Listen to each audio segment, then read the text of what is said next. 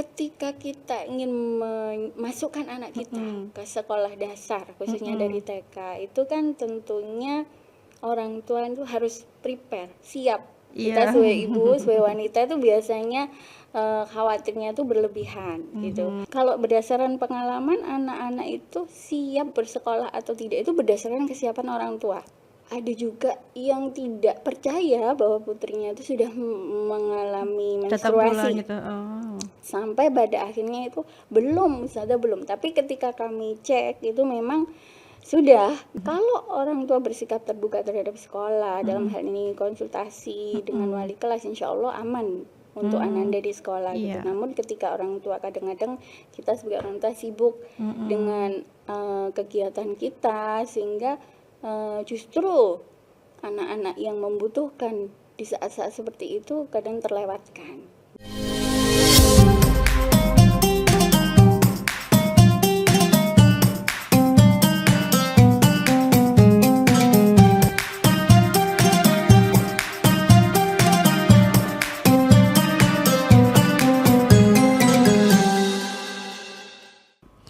Assalamualaikum warahmatullahi wabarakatuh. Selamat datang Tribuners, kembali lagi dengan saya Frida yang akan menjadi host hari ini untuk podcast Ramadan Wanita dan Islam. Sekali lagi di tahun ini kita sudah menyambut bulan Ramadan dan kita akan membahas tentang serba-serbi Ramadan, terutama untuk wanita dan Islam. Hari ini saya sudah kedatangan tamu istimewa, yaitu Ibu Yulia Diah Sri Belucen. Selamat datang Bu Diah. Terima kasih. Assalamualaikum Mbak Frida. Waalaikumsalam. Bagaimana kabarnya hari ini Bu Diah? Alhamdulillah sehat. Bagaimana dengan Mbak Frida? Alhamdulillah. Nah, hari ini Bu Diah itu datang dari SD Al-Falah Darmo Surabaya. Berkaitan dengan Bu Diah juga, kita akan membahas tentang pendidikan anak usia dini dan pendidikan anak SD terutama ya. Oke. Sebelumnya Bu Diah bisa diceritakan bagaimana sih pendidikan di SD Al-Falah Darmo Surabaya itu? Baik, terima kasih Mbak Frida. SD Al-Falah Darmo Surabaya memang berdiri sudah sejak lama ya. Dan di sekolah kami ada banyak sekali program-program yang di mana di situ memang seperti program pemerintah saat ini, bahwa sebuah pendidikan itu hendaknya harus meaningful, mindful, dan joyful. Nah, insya Allah kalau di SD Al-Falah kami sudah menerapkan hal itu Mbak. Begitu. Nah, program-programnya apa saja? Tentu saja program-program kami lebih pada bagaimana anak-anak belajar untuk mandiri, mengetahui tanggung jawab dan kewajibannya, dan bagaimana anak-anak bisa melakukan, yang paling penting adalah memiliki akhlak yang baik dengan sholat tepat waktu, melakukan semua kewajibannya sesuai dengan tentunya dengan tuntunan Islam, sesuai dengan visi misi kami. Begini Bu, dia kayak untuk calon murid gitu ya, apa sih persiapan yang bisa dilakukan oleh orang tua maupun murid yang ingin mendaftar di sekolah di SD Al-Falah? Mungkin bukan yang kayak prosedurnya ya, tapi kayak apakah yang harus dipersiapkan lebih kayak mentalnya atau bagaimana dari orang tua maupun dari murid sendiri gitu? Baik. Sebenarnya ketika kita ingin memasukkan anak kita ke sekolah dasar, khususnya dari TK, itu kan tentunya orang tua itu harus prepare, siap dengan terutama yang ibu ya. Kita sebagai ibu, sebagai wanita itu biasanya khawatirnya itu berlebihan gitu. Nah, mungkin yang pertama kita kenalkan dulu lingkungan sekolah kepada anak kita. Kita ajak anak kita untuk mengenal lebih dalam, paling tidak lokasinya sekolahnya di mana, bangunannya seperti apa, seperti itu. Kemudian mengenalkan anak-anak dengan cara bersosialisasi dengan teman-temannya. Mungkin kalau di TK itu kan fase bermain ya. Kalau di SD mungkin sudah berbeda lagi. Nah, itu dari fase itu tentunya ada beberapa adaptasi yang dialami oleh anak-anak. Nah, dengan cara melakukan memberikan pemahaman tentang sosialisasi di lingkungan terdekat kita tentunya itu akan sangat membantu anak kita untuk siap bersekolah di sekolah dasar gitu. Nah, selanjutnya sebagai orang tua juga tidak kalah pentingnya untuk menyiapkan mental kita. Kadang-kadang kita sebagai orang tua, seperti yang saya katakan tadi itu khawatirnya berlebihan, nanti seperti ini, nanti seperti itu. Nah, kalau berdasarkan pengalaman anak-anak itu siap bersekolah atau tidak itu berdasarkan kesiapan orang tua.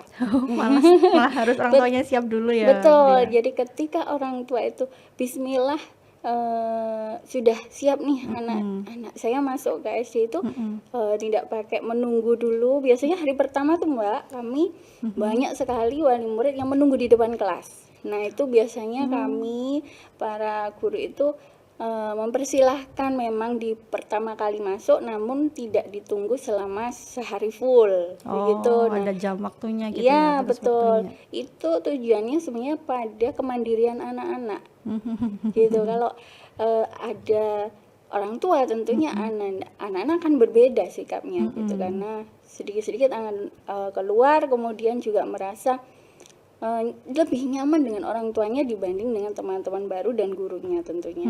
Demikian. Jadi mungkin yang paling penting memang kesiapan kita sebagai orang tua dan bagaimana mengenalkan anak kita ke sekolah lanjutan tadi gitu. Dan iya Bu Dia, untuk masalah orang tua tadi ya, bagaimana kayak orang tua itu awalnya kan pasti ada survei ya ke sekolah-sekolah gitu. Itu kita sebagai orang tua itu baiknya pertanyaan apa sih yang harus kita tanyakan kepada pihak sekolah gitu. Gitu. Biasanya saya kadang kan juga bingung gitu loh. Banyak mungkin orang tua juga merasa bingung. Kita mau nyekolahin anak ke sekolah A, tapi apa ya yang kita harus tanyakan, apakah kadang itu bingung juga gitu loh. Apa yang harus ditanyakan ke pihak sekolah. Memang ketika kita sebagai orang tua ingin memasukkan ke sebuah sekolah, tentunya kita tidak ingin sekolah yang dalam tanda kutip sembarangan gitu ya, memilihkan untuk anak kita pasti yang terbaik untuk anak kita gitu. Nah, kalau tadi pertanyaan Mbak Frida, pertanyaan apa yang harus ditanyakan lebih dulu? Mungkin kalau saya berdasarkan pengalaman yang sudah terjadi selama ini, orang tua tuh biasanya menanyakan tentang kurikulumnya, kemudian program-program yang ada di sekolah tersebut, di sekolah kami gitu, kemudian jam belajarnya seperti itu, kemudian nanti tentu saja biaya pendidikannya gitu ya. Iya, itu penting gitu. Iya, itu.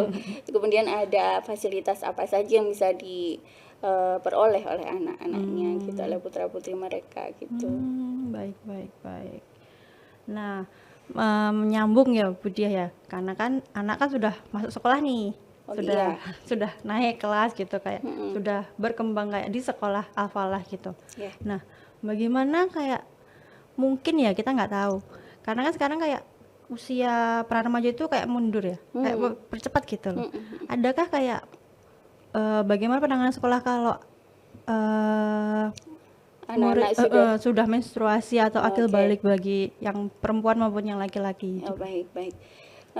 Di sekolah kami itu ada namanya program keputrian untuk yang bagi anak-anak putri ya. Kemudian untuk yang akhir balik itu ada juga pendidikan akhir balik untuk gitu. yang putra juga. Ya. Nah, biasanya itu memang diberikan di kelas 5 dan 6. Mulainya kelas 5 ya.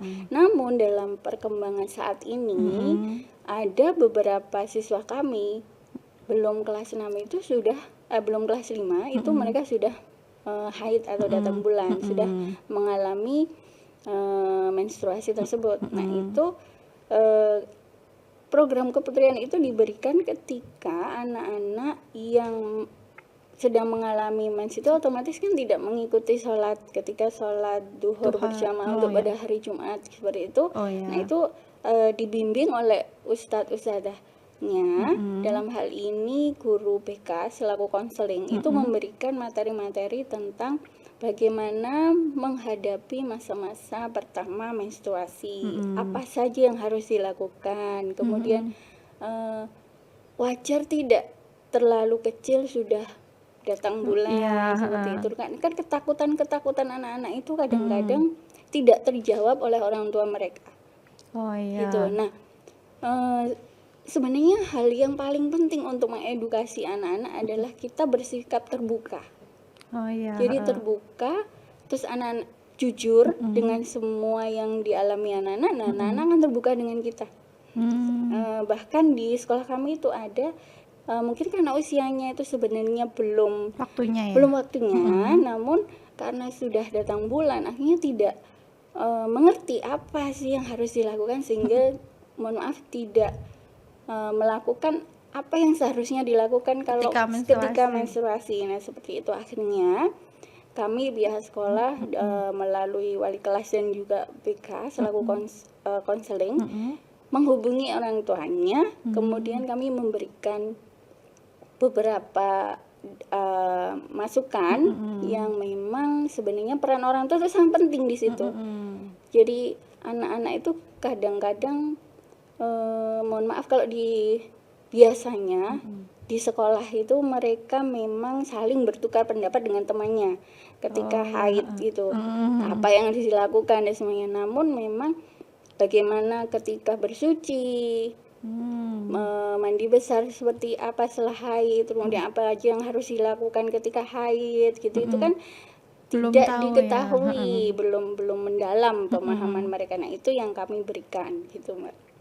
Oh iya, apakah sebelumnya kayak orang tuanya itu sebenarnya juga mungkin kurang tahu juga ya kalau misalnya putra putrinya itu sudah mengalami. Oh iya, ada yang beberapa itu sebenarnya ada juga yang tidak percaya bahwa putrinya itu sudah mengalami menstruasi Gitu. Oh. sampai pada akhirnya itu belum, tapi ketika kami cek itu memang sudah gitu.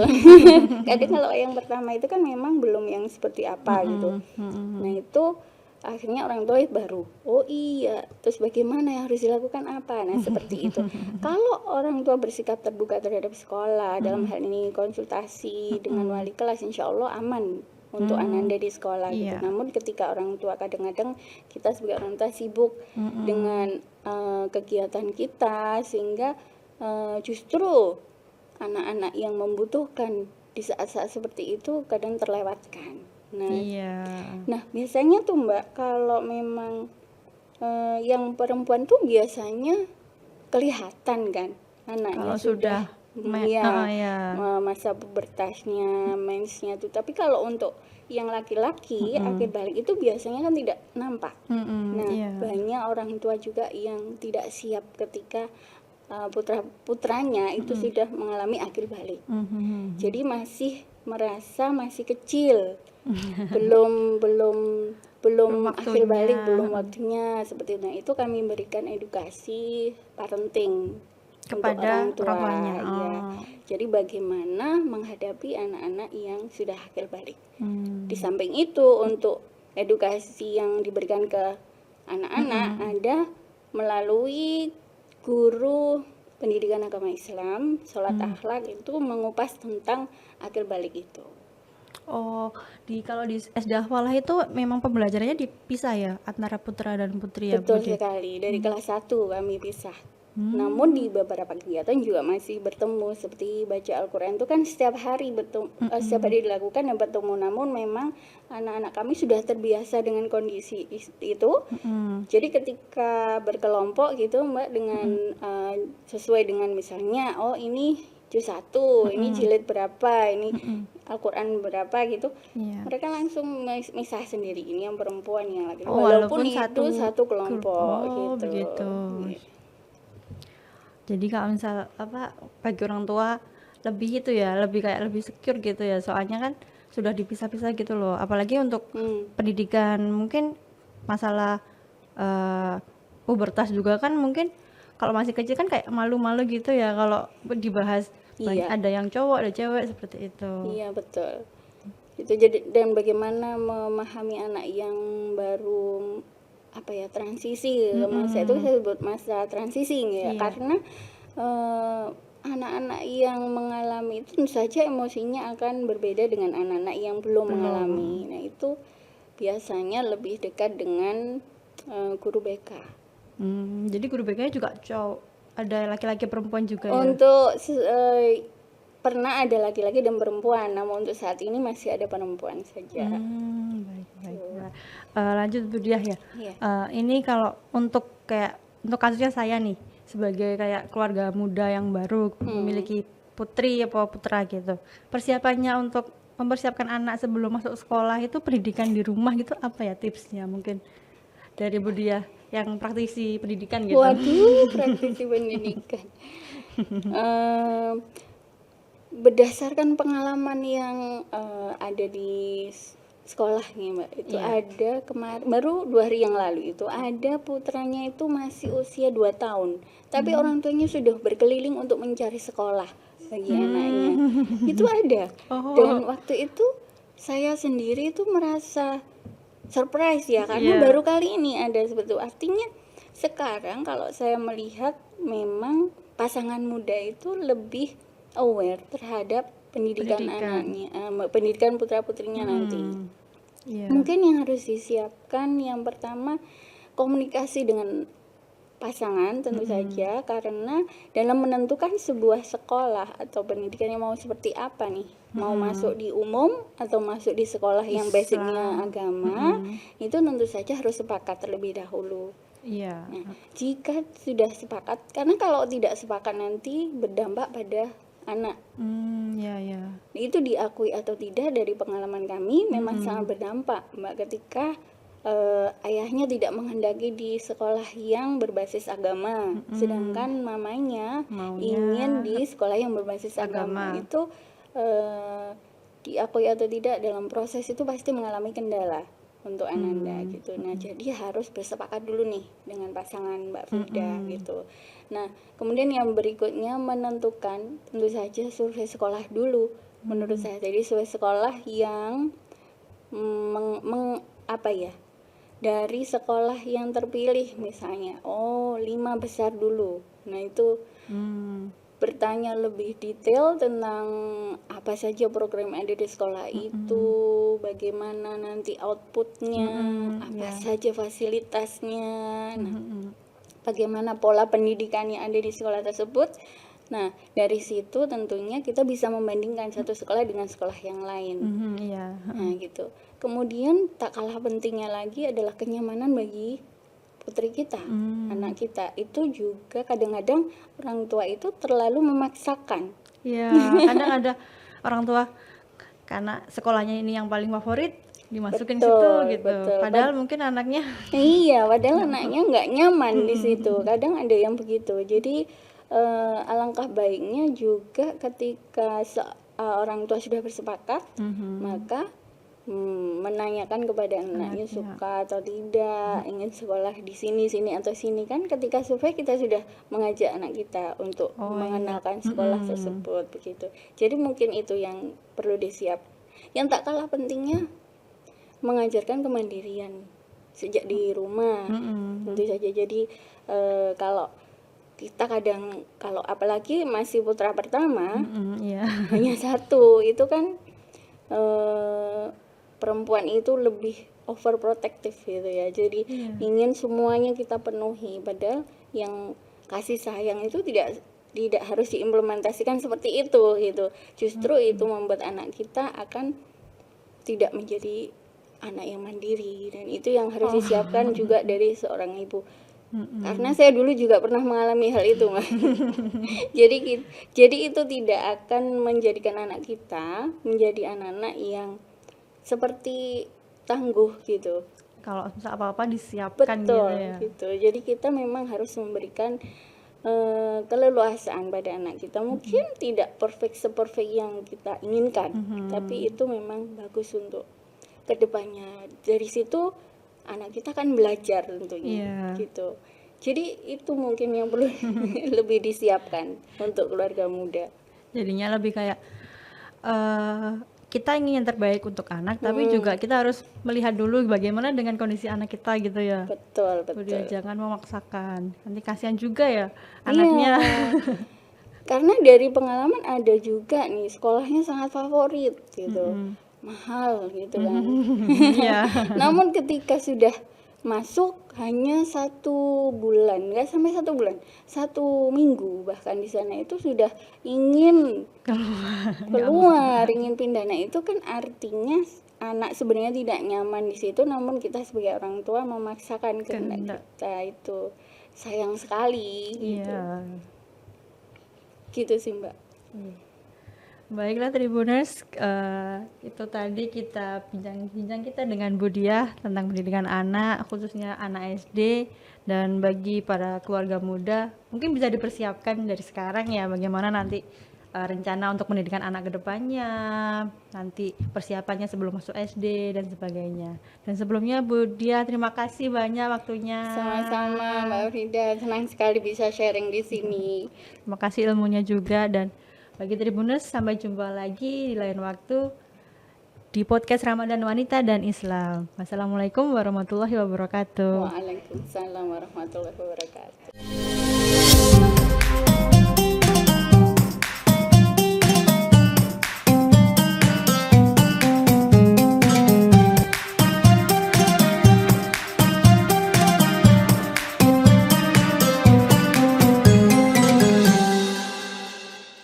Download Tribun X sekarang, menghadirkan lokal menjadi Indonesia.